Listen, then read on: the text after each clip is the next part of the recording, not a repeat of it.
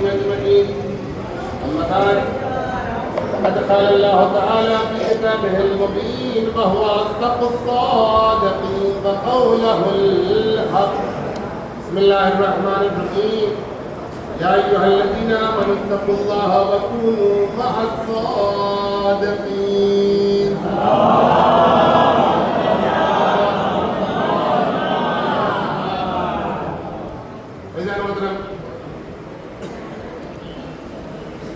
خداوند عالم کا سب مل کر جتنا بھی حمد اور ثنا کریں اس کی عطا کردہ نعمت جو ہم گنہگار بندوں کے لیے فراوان، مگر اس کے باوجود بھی ہمارا اور آپ کا کریم اور رحیم پروردگار ہمارے قلیل شکر کے نذرانے کو قبول کرتے ہوئے کثیر نعمتوں سے نوازتا ہوا نظر آ رہا ہے۔ خاص طور سے چھوٹے بچوں کے لیے میں ایک بات عرض کرنا چاہتا ہوں۔ بزرگان بہرحال تجربے میں ہم سے بھی آگے ہیں تو بہتر جانتے ہیں۔ یہ جو ہم اور آپ آج چاند نکل جانے کے بعد ماہ شوال کی پہلی تاریخ کو زوال سے پہلے جو 2 رکعت نماز عید پڑھتے ہیں، عید الفطر، اس کا فلسفہ کیا ہے؟ کیوں پڑھی جاتی ہے؟ شاید بہت سے لوگ یہ سوچتے ہو ایک رمضان ایک بلا کی ٹلی، اس سے آزادی ملی، چلو 2 رکعت نماز پڑھو، گلے ملو۔ آج تک دن بھر کھانے میں پابندی تھی، اب ڈٹ کے کھائیں گے، سارا ایوریج برابر۔ جبکہ عزیزان محترم، فلسفہ یہ نہیں کہ خداوند عالم نے کسی انسان کو ماہ مبارک رمضان میں باندھ رکھا۔ کچھ جسور لوگ یعنی بہت زیادہ جرأت، جنہیں نہ دین سے تعلق ہے نہ مذہب سے تعلق ہے، خالی رسم و رواج سے تعلق ہے۔ لفظ یاد رکھیے، دین سے تعلق نہیں، مذہب سے تعلق نہیں، رسم و رواج سے تعلق ہے۔ رسم و رواج میں ان کے نزدیک، ہمارے نزدیک نہیں، ان کے نزدیک یہ ہے کہ علم آ جائے تو اسے چوم لینا چاہیے، مجلس ہو رہی ہے تو اس میں بیٹھ جانا چاہیے، شبی جا رہی ہے تو اس کا احترام کر لینا چاہیے، درگاہ آ گئے تو زمین پڑ گئی ہے تو اس کا احترام کر لے، چوم لے، مگر دین سے تعلق نہیں۔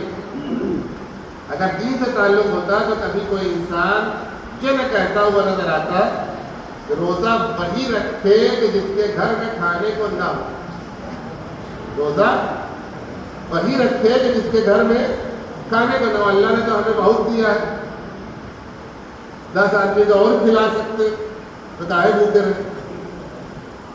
تو عزیزان مطلب سمجھانا صرف یہ ہے بچوں کو، خاص طور سے یہ کوئی آیت اللہ کا فتویٰ نہیں ہے کہ بات پر ہم اور آپ آیت اللہ کو جو ہے وہ مورد نشانہ بھی بنا دیتے ہیں، علماء کو مورد نشانہ بنا دیتے ہیں، سوچتے ہیں کہ ہم ہی سب سے زیادہ پڑھے لکھے ہیں، اور جو آیت اللہ ہے ان کی داڑھی ایسے ہی سفید نہیں ہوئی ہے، بلکہ علم کے دریا میں غوطہ لگا کر کے، عمریں گزار کر کے، احادیث میں سمو کر کے، قرآن کے رموز کو نکال کر کے تب آپ کے سامنے ایک مسئلہ پیش کرتے ہیں، اور ہم اور آپ حلوہ لیتے ہیں، بھلیا میں سمجھتے ہیں، سوچتے ہیں کہ بس انہوں نے تفریح کی جیسے ہم تفریح کرتے ہیں۔ نہیں ہے چیزاں مطلب یہ کسی آیت اللہ کا فتویٰ نہیں ہے، میرا فتویٰ نہیں ہے، میرا حکم نہیں ہے، کسی ابا کا حکم نہیں ہے، کسی اماں کا حکم نہیں ہے، یہ پروردگار کا حکم ہے۔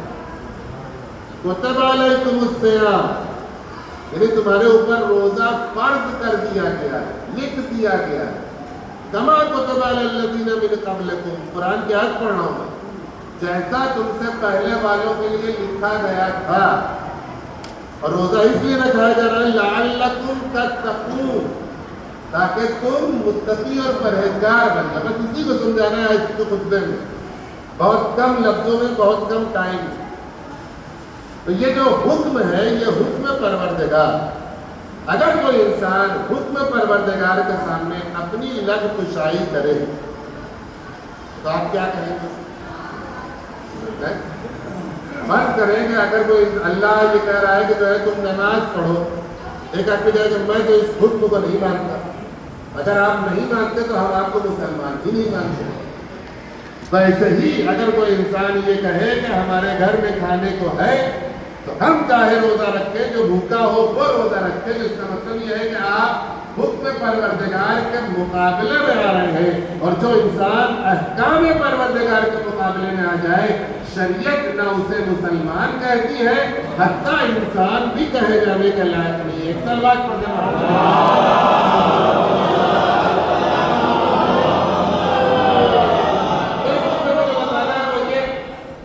یہ جو ہم اور آپ نماز عید پڑھتے ہیں آج کے دن، وہ اس لیے پڑھتے ہیں کہ ایک مہینہ اللہ نے ہمیں اور آپ کو اپنا مہمان بنایا اور آج اس نے ہمیں اپنی زندگی میں واپس پلٹایا، یعنی ایک مہینہ ہم اللہ کی بارگاہ میں ٹریننگ لے کر کے آئے ہیں، ٹریننگ لے کر کے۔ میں ایک ایگزامپل دے دوں، ایک مثال شاید بچوں کو واضح ہو جائے۔ کسی والد نے بڑی محنت کر کے، بڑی جانفشانی کر کے ایک لڑکے کو ڈاکٹر بنایا، انجینئر بنایا، کچھ بھی بنایا۔ جب وہ ڈاکٹر کی ڈگری حاصل کر کے گھر آئے گا تو گھر میں سفید ماتم بچھے گی کہ اعزا اور اقارب کے درمیان خوشی میں مٹھائیاں تقسیم ہوں گی؟ آپ مجھے بتائیں، سفید ماتم تو نہیں بچھے گی نا؟ ابا کا سینہ اگر 32 انچ ہے تو پھول کر کے خوشی میں 36 انچ ہو جائے گا، بٹن کے ٹوٹ جائے گا۔ ہاں، باپ کی یہ کیفیت ہوتی ہے، لڑکے سمجھتے نہیں ہیں، جب باپ بنیں گے تو سمجھ میں آئے گا۔ ابھی تو جینس کی کریز ٹوٹنے نہ پائے، چمکدار جوتا ہونا چاہیے اور برانڈڈ جو ہے وہ کپڑے ہونے چاہیے، فرمائش ابا سے ہو جاتی ہے۔ لیکن جب اونٹ پہاڑ کے نیچے آئے گا اور جب بائک سے گھسو گے ادھر سے ادھر، ادھر سے ادھر، 10 12,000 15,000 20,000 50,000 روپے کماؤ گے تو جب 25,000 کی پینٹ خریدو گے تو سمجھ میں آئے گا کہ ابا کیسے دلاتے تھے۔ وہ ایک الگ مسئلہ ہے، لیکن نوجوانوں کے لیے خاص طور سے یہ جو ہم اور آپ نماز عید پڑھتے ہیں، یہ اسی طریقے سے ہے کہ جیسے ایک والد اپنے بچے کے کامیاب ہو جانے کی بنیاد پر خوشی مناتا ہے، ویسے ہی ہم اور آپ اپنے اعمال کے اعتبار سے، اپنی روح کے اعتبار سے اللہ کی بارگاہ سے ٹریننگ لے کر کے آئے ہیں۔ کل رات میں ہماری ٹریننگ ختم ہوئی تو اب ہمارا آج فریضہ کیا بنتا ہے؟ فریضہ یہی بنتا ہے کہ لوگوں کو مٹھائیاں تقسیم کی جائیں، لوگوں سے مصافحہ کیا جائے، لوگوں سے معانقہ کیا جائے، 2 رکعت نماز شکرانہ کے پڑھا جائے اور یہ کہا جائے گا اے اللہ، ہم جیسے گنہگار بندوں پر بھی تیری نظر عنایت اور کرم تھی کہ تو نے ایک مہینہ مجھ گنہگار کو اپنا مہمان بنایا۔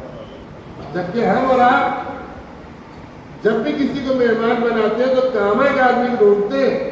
یہ یاد رکھیے گا، جو ہمارے کام آنے والا ہے اسی کی دعوت ہوگی، اور جو بیکار قسم کے لوگ ہیں، 3rd کلاس 4th کلاس، جن کے کیا کھانے کو نہیں ہے، ان کو ہم نہیں پوچھتے۔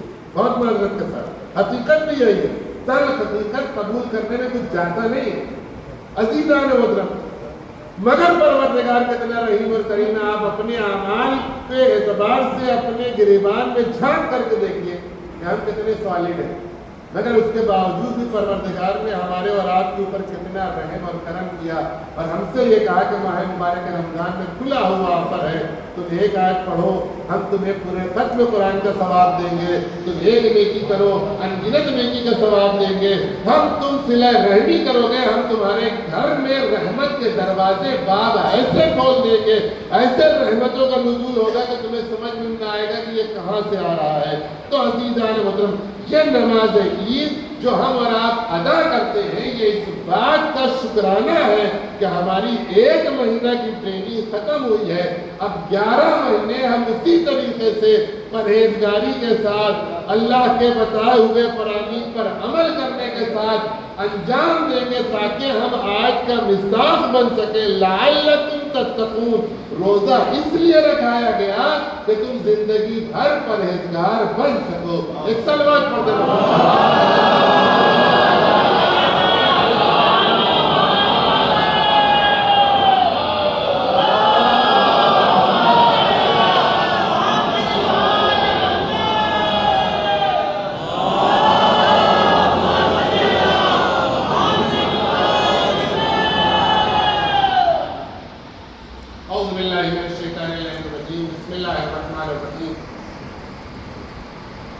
الحمدللہ رب العالمین والصلاة والسلام علی سید الانبیاء والمرسلین سیدنا و مولانا ابی القاسم محمد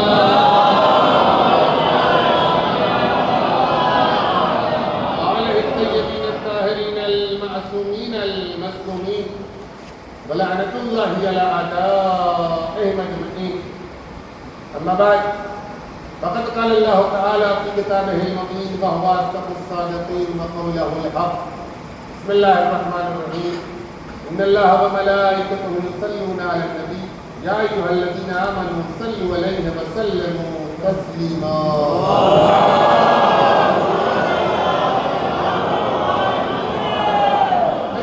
بس دوسرے خطبے میں مختصر لفظوں میں بس ایک بات کی طرف آپ حضرات کے اذان عالیہ کو متوجہ کرنا چاہتا ہوں. وہ یہ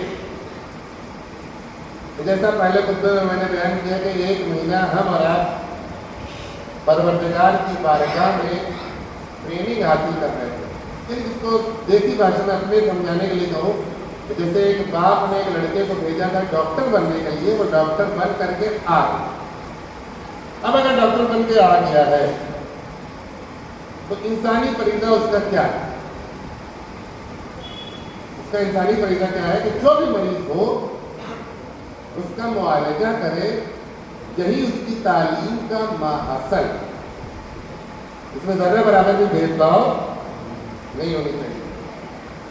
جو غریب آئے تو ہم اس کو نہ دیکھیں گے، کوئی ہمارا دشمن آئے تو ہم اس کو نہ دیکھیں گے، یا کوئی جس سے ہم چڑھے ہوئے ہیں، تپے ہوئے ہیں، پھکے ہوئے ہیں وہ آئے تو ہم نہ دیکھیں گے.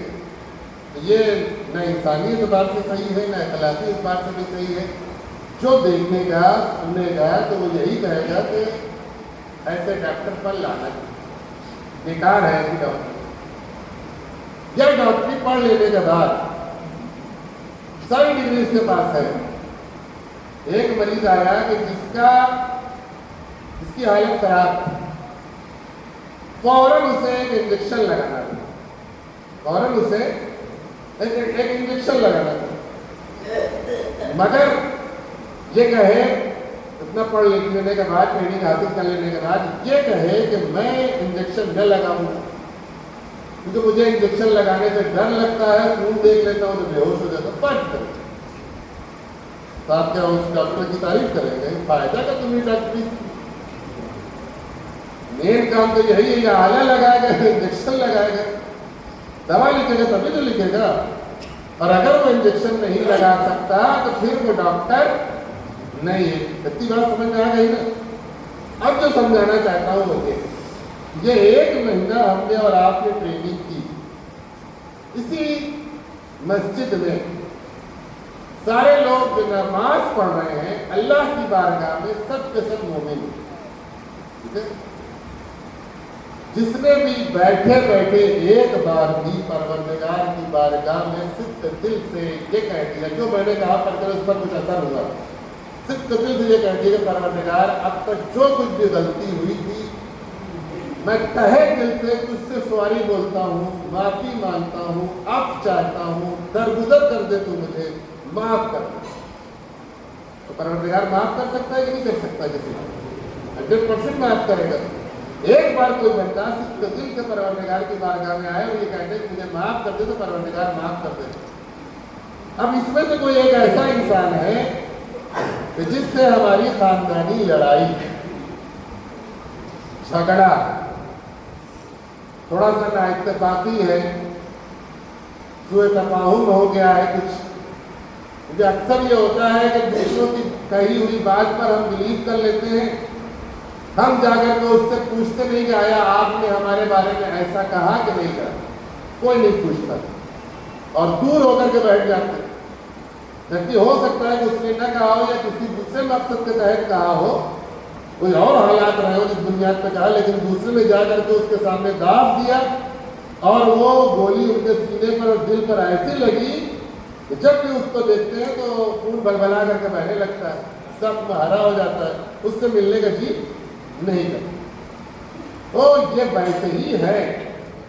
عید کا دن خاص طور سے اگر ہم دوسرے انسان کو آج کے دن نہ معاف کر سکے, یاد رکھیے یہ جملہ, آج کے دن اگر ہم کسی ایسے انسان کو کہ جو ہم سے ناراض ہے یا ہم اس سے ناراض ہیں, وہ ہم سے گلے لگنا چاہ رہا ہے, ہم اس کو دھکا دے کر کے کنارے ہٹا دیں, تم اس لائق نہیں ہو کہ میرے گلے لگو یا مصافحہ کرو, ہم تم سے نالا ہے, شکوہ ہے, تو یہ سمجھ لیجئے کہ پھر یہ 1 مہینہ ٹریننگ بیکار ہے. یہ ویسے ہی ڈاکٹر کے طریقے سے ہے کہ جو انجیکشن لگانے میں ڈرتا ہے, جو انجیکشن لگانے میں ڈرتا ہے. آپ کیا کہیں گے کہ یہ ڈاکٹر نہیں.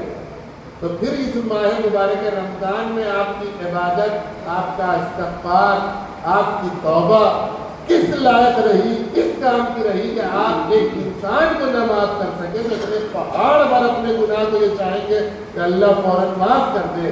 اللہ یہی کہے گا کہ پہلے اپنے اندر وسعت قلبی لے کر کے آؤ, دل میں کشادگی لے کر کے آؤ, لوگوں کو معاف کرنا سیکھو, تو ہم تو تمہارے پروردگار ہیں, تم معاف کرتے چلے جاؤ گے, ہم تمہاری غلطیوں کو نظر انداز کرتے چلے جائیں گے, اس پر پردہ پوشی کرتے چلے جائیں گے, ہم تمہیں معاف کرتے چلے جائیں گے. اور عزیزان وطن یہ یاد رکھیے گا کہ جس کا پروردگار اس سے راضی ہو گیا اس کی ساری عبادت, ساری طاعت, ساری محنت قبول ہے, اور جس کا پروردگار اس سے راضی نہ ہوا تو پھر 1,00,000 روزہ رکھ لیجئے, 1,00,000 نماز عید پڑھ لیجئے, کوئی فائدہ نہیں. پروردگار کی رضایت سب سے اہم ہے.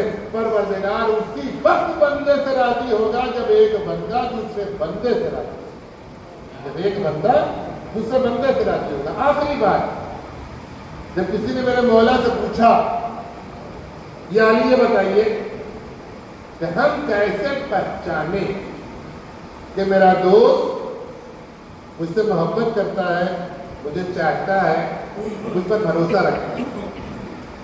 کوئی مشکل بات نہیں, پوچھنے کی ضرورت ہی نہیں, کبھی پتہ کیسے چلے گا. تو مولا نے کہا کہ تم اپنے دل کو ٹٹول کے دیکھ لو کہ تم اس کو کتنا چاہتے ہو, تم اس کو کتنا چاہتے ہو. جتنا تم اس کو چاہتے ہو, جس انداز سے تم اسے چاہتے ہو, 100% وہ اسی انداز سے چاہتا ہے. اگر تم مخلصانہ چاہتے ہو تو وہ تمہیں بھی مخلصانہ چاہتا ہے. اگر مطلبانہ چاہتے ہو, سیلفش انداز میں چاہتے ہو, تو وہ بھی تمہیں سیلفش انداز میں چاہتا ہے. اگر تم منافقت میں اسے چاہتے ہو, منہ پہ کچھ پیٹھ پہ کچھ, تو 100% وہ بھی تمہارے ساتھ ویسا ہی ہے. تو عزیزان مطلب معیار محبت کا یہی ہے کہ تم کس کو کیسے چاہتے ہو. یہ یقین جانیے کہ اگر آپ نے بیٹھ کر کے اپنے دشمن کو, جس سے لڑائی تھی, جس بھائی سے دوری تھی, بیٹھ کر کے آپ نے یہی کہا کہ میں نے اس بھائی کو معاف کر دیا, تو یقین جانے کہ وہ بھائی بھی آپ کو معاف کر چکا ہے. اب جب آپ کا ایک قدم آپ بڑھائیں گے تو دوسرا قدم وہ بھی بڑھائے گا. لیکن اگر ایٹھے پڑھ رہا ہے, بیٹھے رہیں گے کہ ہم بڑے ہیں, وہ چھوٹا ہے, وہ آئے, ہم نہ جائیں, تو نہ کوئی جا پائے گا, نہ کوئی آ پائے گا. اسی لیے شریعت نے کہا ہے کہ سبقت کرنے والے کو زیادہ ثواب ہے, آگے بڑھنے والے کو ثواب ہے. ایک بات اور بتائیے, بات سے بات نکل رہی ہے تو تھوڑا لمبا ہو جائے تو معاف کیجیے گا. بات سے بات نکلتی ہے, سبقت کرنے والے کو ثواب ہے. آپ نے دیکھا ہوگا کہ سلام مستحب ہے, جواب واجب ہے. ثواب کس کا زیادہ؟ سلام کرنے والے کا زیادہ ہے. جواب دینا واجب ہے, مگر جواب دینے کا ثواب زیادہ نہیں ہے. للراد واحد, جواب دینے والے کو only 1 ثواب, اور جو سلام کرے گا اسے 99 ثواب یا 79. 2 روایتیں, 80 کی اور 100 کی. 80 کی اگر روایت ہو تو 79 اس کو اور ایک اس کو, 100 کی روایت ہو تو 99 سے اور جواب دینے والے کو ایک. یہاں پر کیوں ثواب اس کو دیا جا رہا ہے زیادہ؟ تو پروردگار یہی کہے گا اس نے اپنے ایگو کو کچلا، اپنی انانیت کو کچلا. بڑا تھا مگر سامنے والا چھوٹا تھا. یہ بیٹھا تھا وہ کھڑا تھا مگر اس نے بڑے نے آگے بڑھ کر کے سلام کیا چھوٹے کو. تو یہاں پر یہ نہیں دیکھا جاتا کہ میں بڑا ہوں تو بڑا ہے. اگر آپ روایتیں دیکھیں گے، مجلسیں سنتے ہیں تو 25 مرتبہ سنا ہوگا آپ نے کہ رسول سے سلام میں سبقت کوئی نہیں کر پاتا تھا، نہ صحابی نہ کوئی غیر صحابی.